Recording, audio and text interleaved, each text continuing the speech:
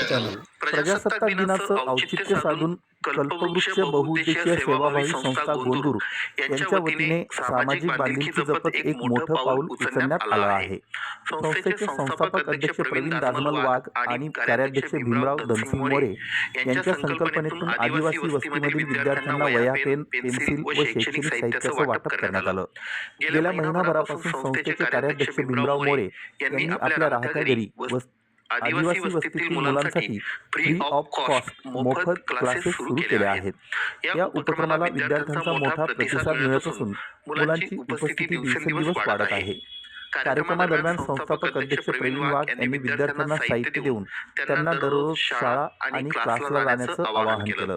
मुलांशी संवाद साधताना त्यांनी त्यांच्या भविष्यातील ध्येयाबद्दल विचारलं असता मुलांनी डॉक्टर, इंजिनियर, पोलीस होण्याचं स्वप्न बोलून दाखविलं.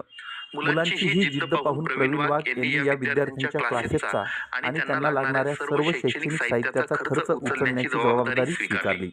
या स्तुत्य उपक्रमाप्रसंगी अशोक वाघ, मोहन पवार, विकास वाघ, आकाश वाघ, निलेश वाघ, दीपक वाघ, विजय वाघ आदी मान्यवर उपस्थित होते. उपस्थित सर्व मान्यवरांनी भीमराव मोरे व संस्थेच्या या विशेष कार्याचं कौतुक केलं. दुर्गम भागातील आणि आदिवासी वस्तीवरील मागासवर्गीय विद्यार्थी शिकले पाहिजेत आणि प्रगत झाले पाहिजेत या भावनेतून संस्थेची पुढील वाटचाल सुरू राहणार आहे. मी महाराष्ट्र न्यूज चॅनलच्या बातमीपत्रास लाईक